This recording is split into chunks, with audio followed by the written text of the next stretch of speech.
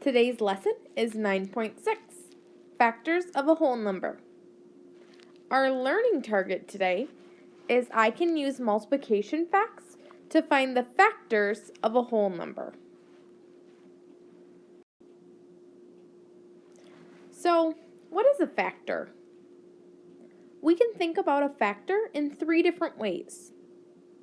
The first way we can think about it is we can think of factors as whole numbers that can be multiplied to get a larger whole number.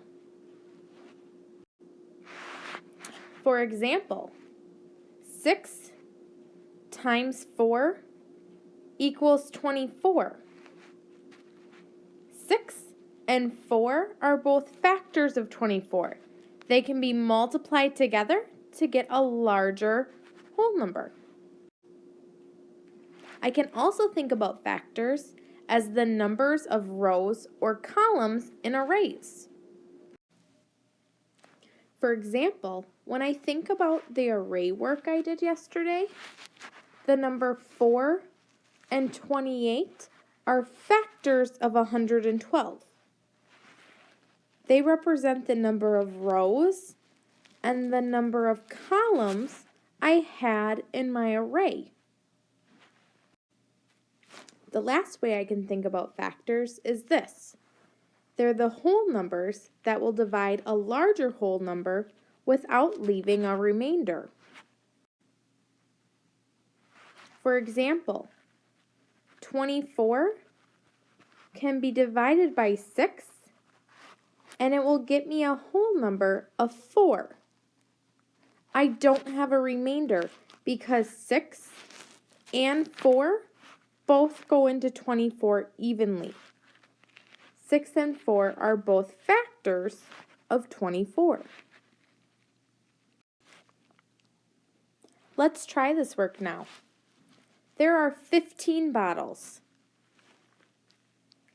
Can those bottles fill cartons that hold 3 bottles each?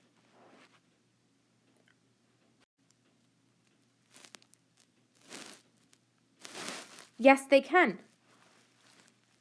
If I were to draw a visual, I could think of it this way. One carton holds 3 bottles. 2 cartons hold 6.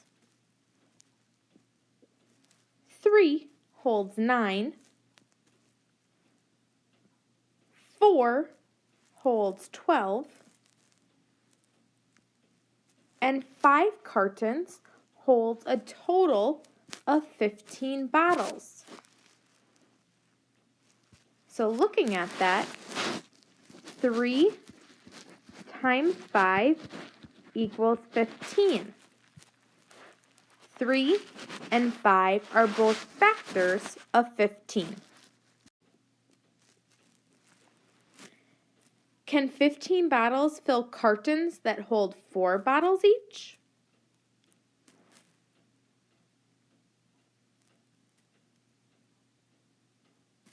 No, they can't. When I try the same counting up strategy, 4 does not go into 15 evenly. So notice, I'm going to try it. So 4, my second carton would give me 8. My third carton would give me 12. But if I try to fill another carton, it's not going to work. If I make another carton with 4 more in it, that's going to give me 16 bottles. And that's 1 too many. So 4 is not a factor of 15. It doesn't go into it evenly.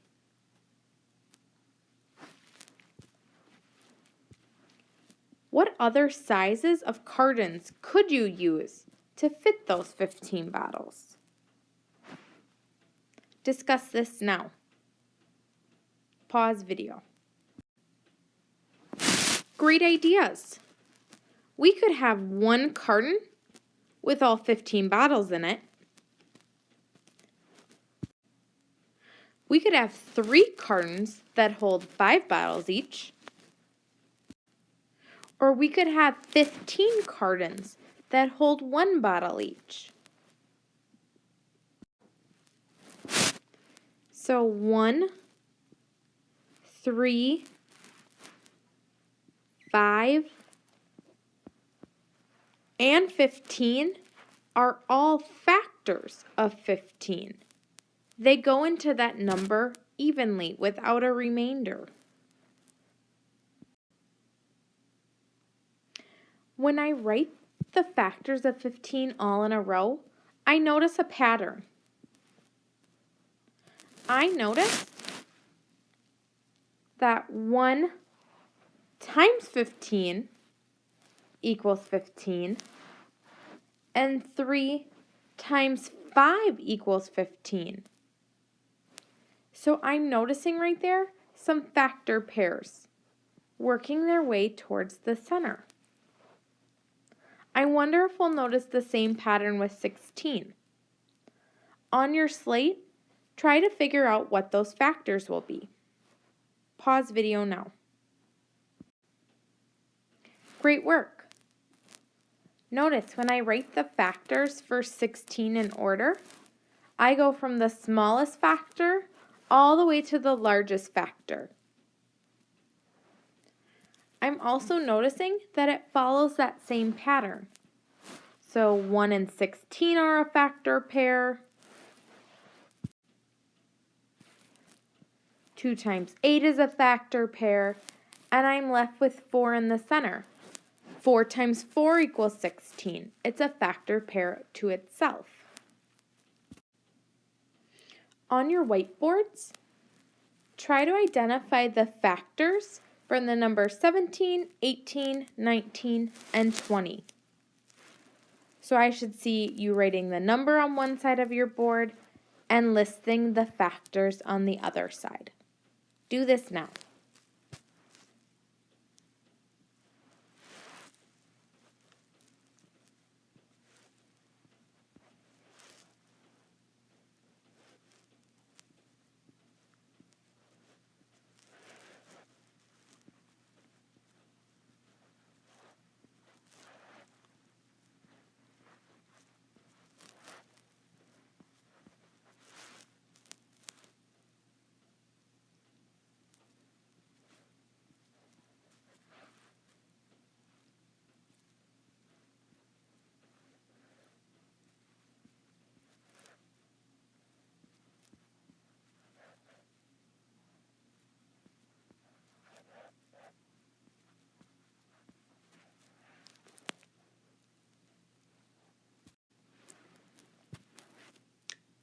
Take a look.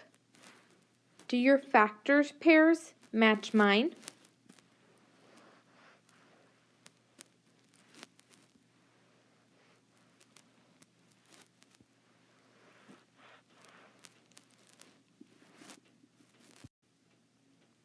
Looking at these numbers and their factors,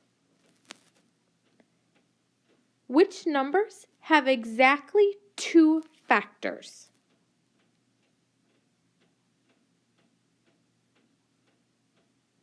Correct. 17 and 19.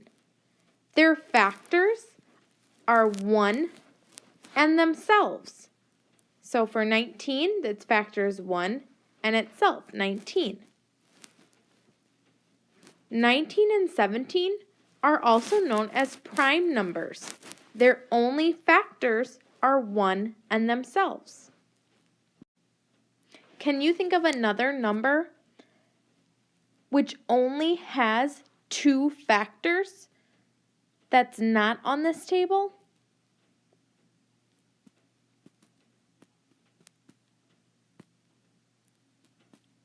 Some possible answers are 3, 5, 7, or 11. All of these numbers are prime numbers. Their factors are 1 and themselves. So for 3, its only factors are 1 and 3.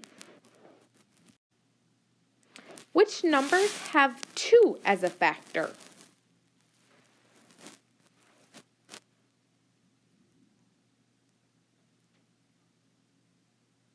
You're right.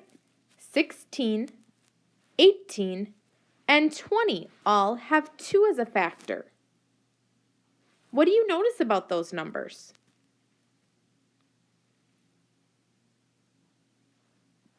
They're all even.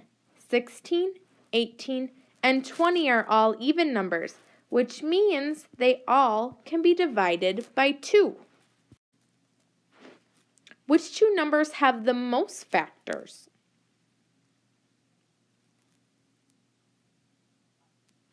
You're right. 18 and 20 both have the most factors. They both have 1, 2, 3, 4, 5, 6.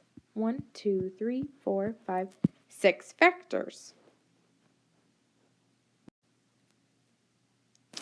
Which numbers have an even number of factors? Well, 15 does. It has 4 factors. 17 does. It has 2 factors. We know 18 does because it has 6. And 20 also does, which has 6.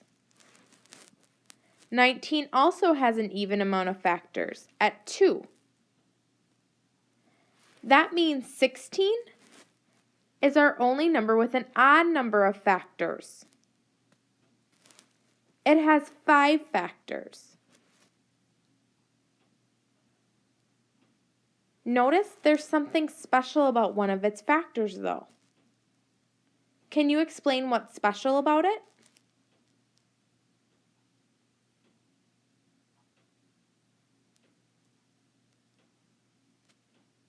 Great ideas. 4 is a square number. If we were going to make an array, 4 times 4, it would make a square, equaling 16. Which number is a factor of all of the numbers here?